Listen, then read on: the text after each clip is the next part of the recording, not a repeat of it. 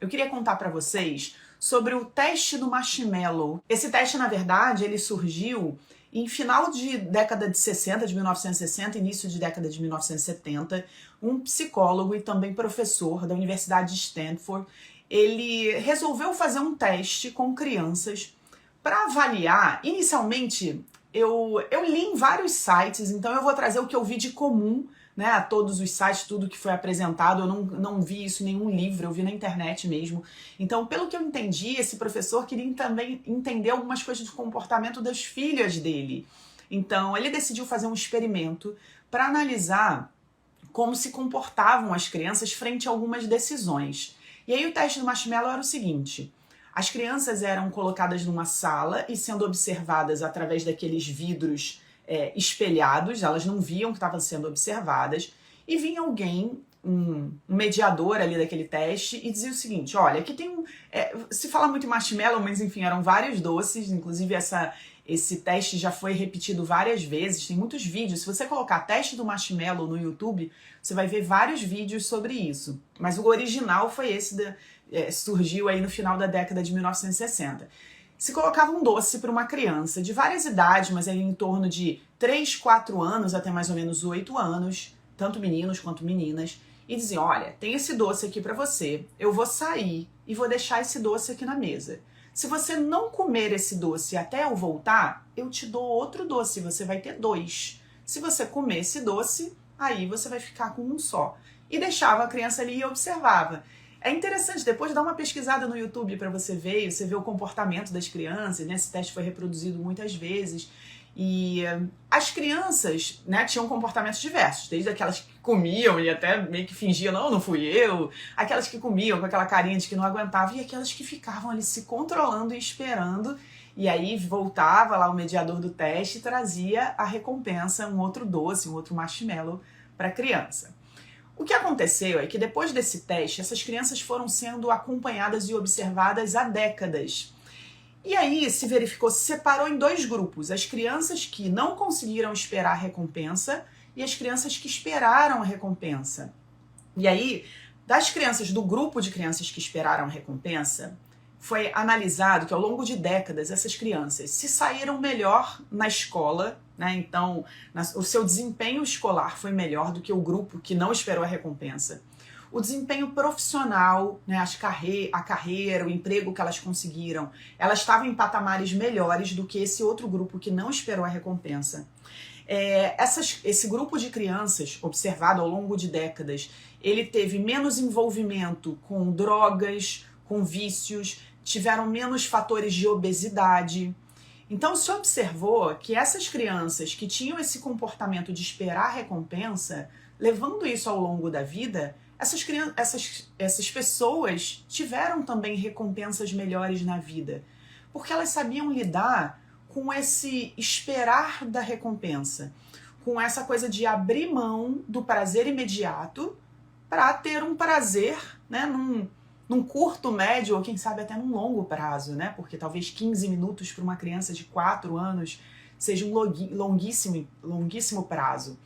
Então, o que isso tem a ver com a questão da consistência na vida financeira? Também se observou que essas crianças, né, ao longo de décadas, tinham desempenho melhor na escola, desempenho melhor na universidade, carreiras melhores, e sabiam tomar decisões esperando pelas recompensas e abrindo mão desses prazeres imediatos. Isso é algo que faz muita diferença na nossa vida financeira, porque na vida financeira a gente está sempre precisando fazer escolhas entre algo que está acontecendo no momento ou escolhas entre algo que a gente precisa esperar e que muitas vezes a gente precisa conquistar, né? Esperar, conquistar, esperando essa conquista, e aí então ter esse prazer que não é um prazer imediato.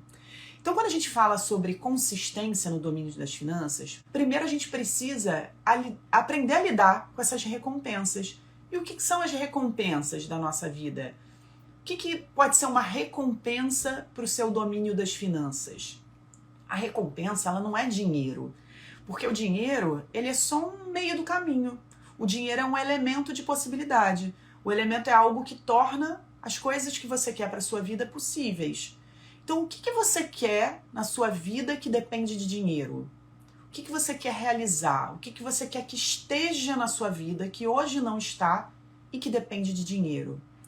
Então, o primeiro passo, a gente está falando aqui de consistência. Como é que a gente se mantém consistente? Como é que a gente vai até o fim das coisas que a gente precisa fazer?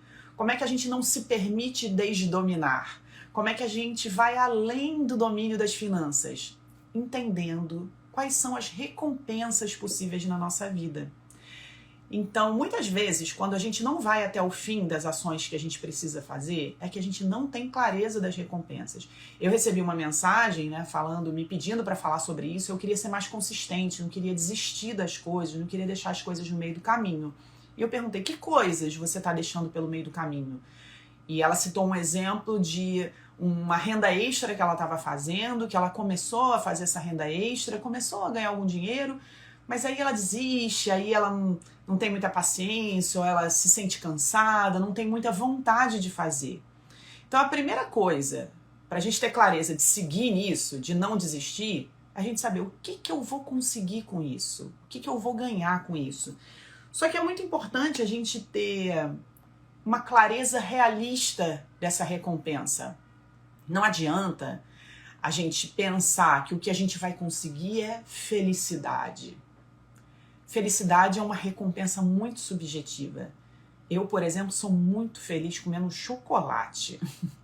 Então, se a ação que eu preciso fazer agora vai me dar maior trabalheira e se eu posso parar tudo e comer um chocolate, eu abro mão de seguir em frente. Eu vou priorizar o chocolate.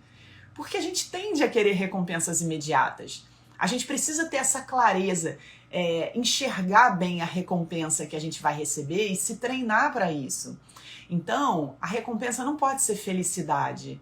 A recompensa não pode ser qualidade de vida, porque não tem qualidade de vida maior do que eu parar tudo que eu estou fazendo e deitar no sofá e assistir o Netflix, né? Então, assistir uma série no Netflix vai ser muito mais qualidade de vida do que, sei lá, eu ter que fazer uma renda extra, ter que me dedicar para isso, né? Então, a sua recompensa, ela precisa ser mais clara e mais específica e mais perto de você. Então, o que eu estou querendo dizer com especificidade e mais clareza? Por exemplo, se eu estou fazendo uma renda extra, eu estou imaginando que eu vou fazer uns 200, vamos lá, 300 reais por mês a mais. Se eu fizer 300 reais por mês a mais, o que vai estar acontecendo na minha vida daqui a 2 meses, 3 meses? E aquilo precisa ser interessante para mim. Então tem que ser mais específico, tem que ter mais clareza. Talvez daqui a 3 meses eu consiga, por exemplo, quitar alguma dívida e conseguir dormir. E aí eu me imagino dormindo, sem a preocupação que eu tenho hoje. Ou melhor, afinal, uma dívida não é uma coisa, quitar uma dívida não é uma coisa muito motivadora e nem sempre é uma prioridade. Já falei sobre isso aqui. Mas pode ser que você pense que se daqui a 4 meses você seguir com essa renda extra, que te ajuda a fazer, por exemplo, 400 reais por mês, você consiga comprar algo que você sonha em comprar. Ou fazer uma viagem, não uma viagem curta, mas uma viagem que você tem vontade de fazer. Então ela precisa ser mais específica, ela precisa ser transformável em números. E precisa ser uma coisa mais pertinha, né? Precisa ser uma coisa que não esteja muito distante. Então, olha só, qual é a sua recompensa se você se mantiver fazendo as coisas que você está fazendo, né?